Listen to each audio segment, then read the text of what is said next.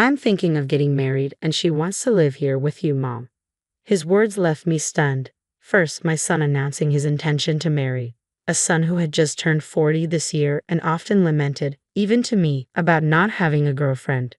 Second, it was unusual these days for a bride to be enthusiastic about living with her mother-in-law.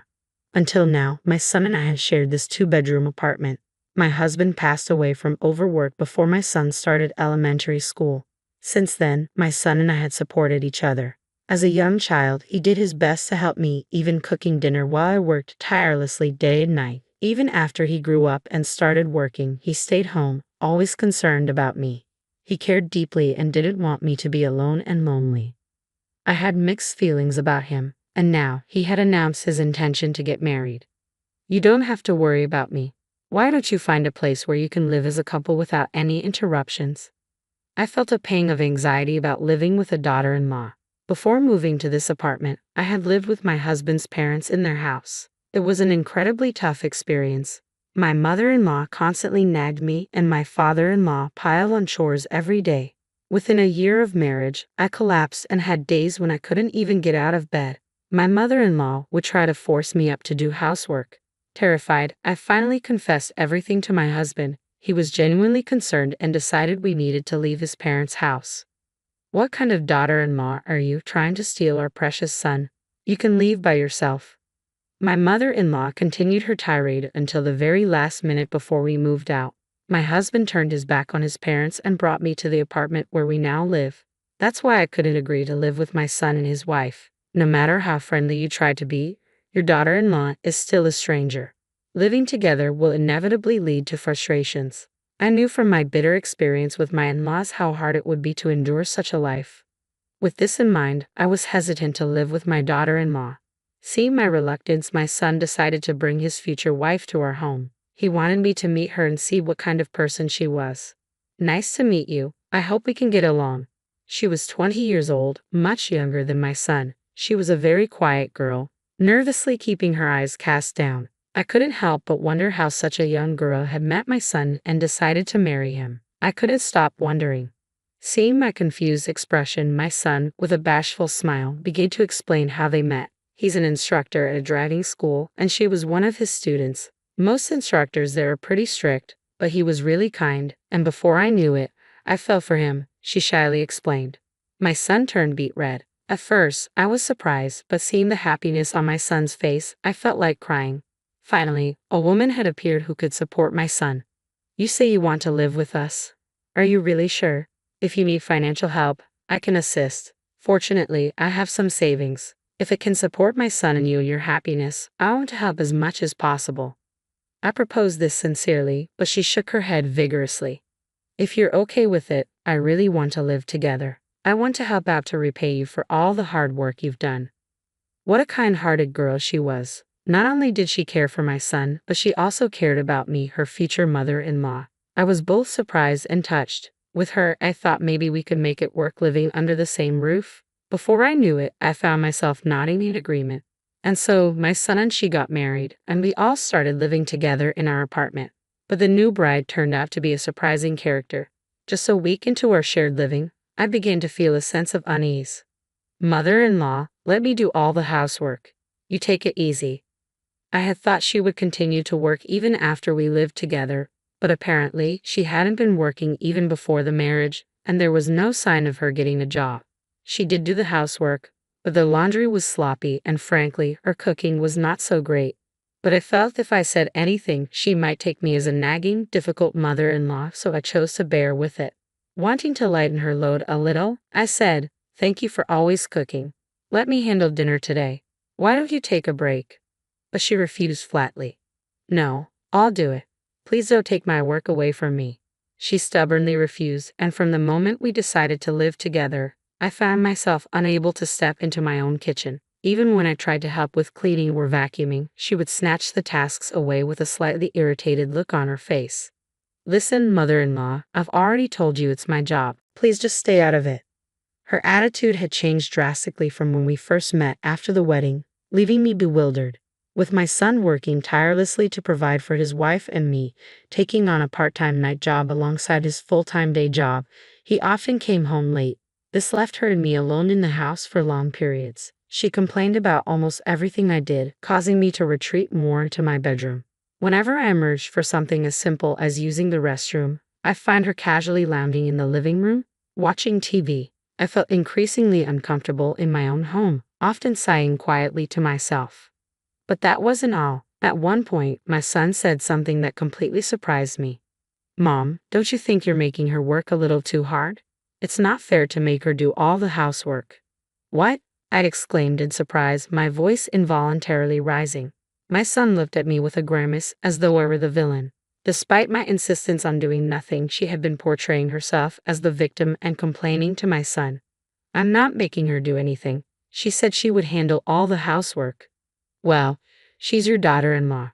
Clearly, she's trying to show respect to you. You should appreciate that more. It's not fair to her, she's so young." I was perplexed by my son's reasoning that her youth warranted sympathy, and truthfully, I was hurt that he wouldn't believe my perspective. Since then, I had to be constantly vigilant around her. However, she consistently misinterpreted my intentions, leaving me perpetually troubled and distressed. Still, I would occasionally try to reach out. "Thank you for everything you do. I'll take care of things around the house today. Why don't you go out and relax?" But her responses were always dismissive. "Are you suggesting I'm a burden when I'm home? I'll have dinner with my husband, so you should eat first, mother-in-law." Unbeknownst to my son, who often returned late from work, I found myself eating alone in my bedroom. The silence, without the comforting hum of the television, made me feel unbearably lonely. From the living room, I could hear her laughter echoing through the apartment as she enjoyed her TV show. I began to fear that I would always be seen as an intruder in this home. This situation persisted for nearly a year. One day, after finishing my meal in my room as usual, I reluctantly went to the kitchen to wash the dishes.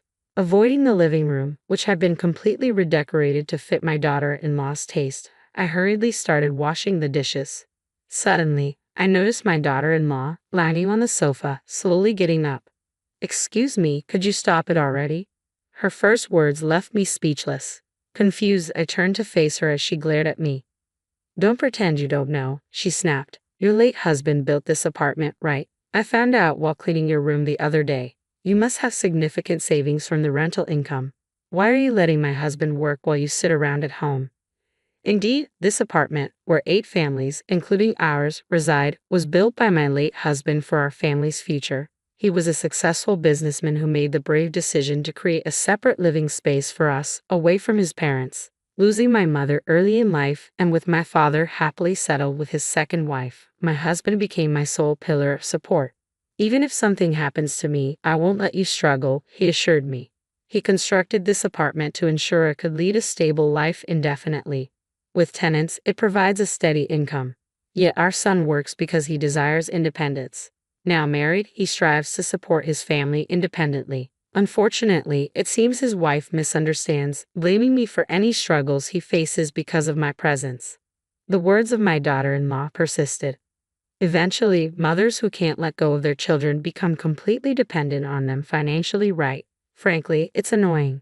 An unemployed person living on a pension like you is holding us back. If you really care about your son, please leave this apartment.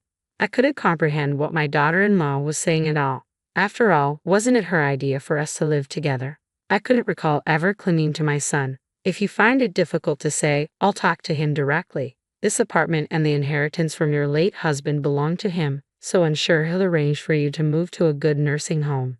Ignoring my confrontational daughter-in-law for a moment, I finished washing the dishes. Then, there was one thing I needed to clarify. "Listen, you seem to be mistaken about something, but the landlord of this place is not my son." "Ha!" Her voice carried a hint of confusion, prompting me to sigh inwardly as I continued. "Listen carefully. I appreciate you cleaning my room, but did you go through my belongings without permission?" The property deed for the apartment was tucked away in the back of the drawer. My daughter-in-law's shoulders trembled. Regardless of family ties, rifling through someone's possessions is a serious breach of privacy. You're in the wrong for hiding something that rightfully belongs to him. Why do you have it? Well, because I'm the owner. That's a lie. He told me he was the owner. To silence my daughter-in-law, I showed her the apartment deed. Look, my name is on it. It's not his. She was left speechless. At that moment, my son returned home, sensing the tension in the air and looking concerned. His wife, visibly agitated, thrust the apartment deed at him. "Hey, weren't you claiming you're the owner of this apartment? Explain this." Caught off guard by his wife's anger, my son finally looked guilty. He replied, "I'm sorry. I just wanted to impress you a little. I wanted to hear you say, 'Wow.'" It appeared he had told a small lie in hopes of earning praise from his wife. In reality, the apartment would indeed be his once I passed away, so he wasn't entirely wrong. "We've been patient until now, haven't we? Let's transfer ownership to you and find a nursing home for your mother. That way, everyone will be happy, don't you think?" Nursing home. Our son tried to object, but his wife's determination was relentless. "We've struggled through living together when we didn't even want to. Don't we deserve some reward now?" I realized it then. She had never truly wanted to live with me. Perhaps she had tried to flatter me initially, to make a good impression, but in the end, she found me too burdensome. My son appeared torn for a moment, caught between his wife and me, before finally turning to address me. "Mom, I'm sorry. I'll find you a good nursing home, I promise. I won't let you suffer. So could you transfer the ownership of this apartment to me?" It was clear my son had chosen to side with his wife. Well, perhaps it was inevitable. A husband should prioritize his wife, yet I had endured much over the past year too. I had no intention of quietly accepting a move to a nursing home. "Very well. I'll transfer the ownership of this apartment to you. You can do as you wish, but I will choose my new place myself." With those words, I retreated to my bedroom. On the other side of the door, I could hear my daughter-in-law's triumphant voice. "We did it. Now we'll finally be owners of this apartment." My son's voice echoed her excitement. I felt the foundation of the hard work I had shared with my son crumble like a house of cards, but I couldn't afford to be disheartened.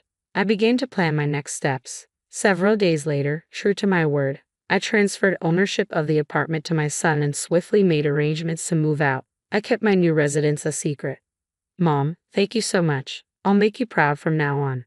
"Thank you, Mom. We're going to build a happy life together." My son and his wife waved me off cheerfully as I bid them farewell with a forced smile. I settled into a condominium with nursing care services, fulfilling a dream my late husband and I had cherished, a home with views of both mountains and sea.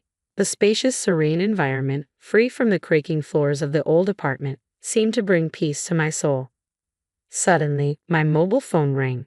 It was my son. His voice, filled with anger, reached my ears as I answered. "Mom, what's going on?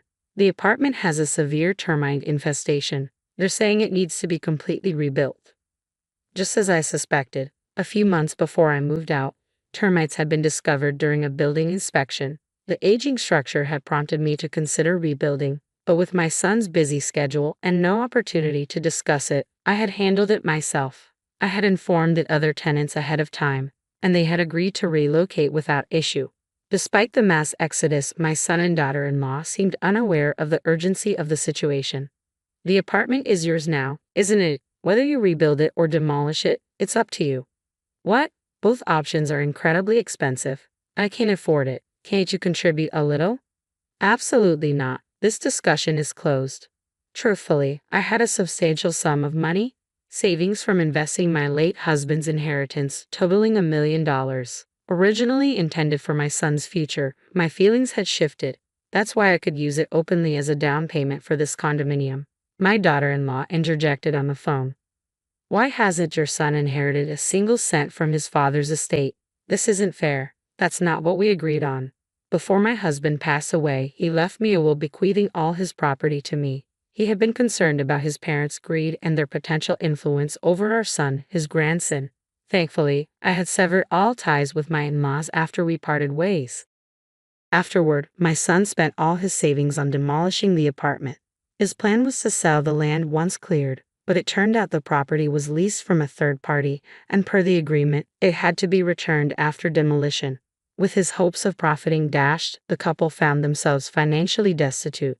To maintain her preferred lifestyle, my son's wife refused to compromise, leading him to work tirelessly day and night.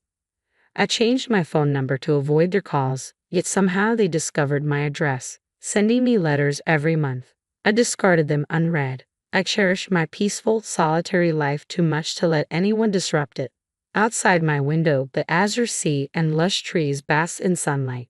Beside my bed, my late husband's portrait smiled at me. You could help him, you know. I'm not so sure about his wife, though. His words felt directed at me, urging me to reconsider. 3.5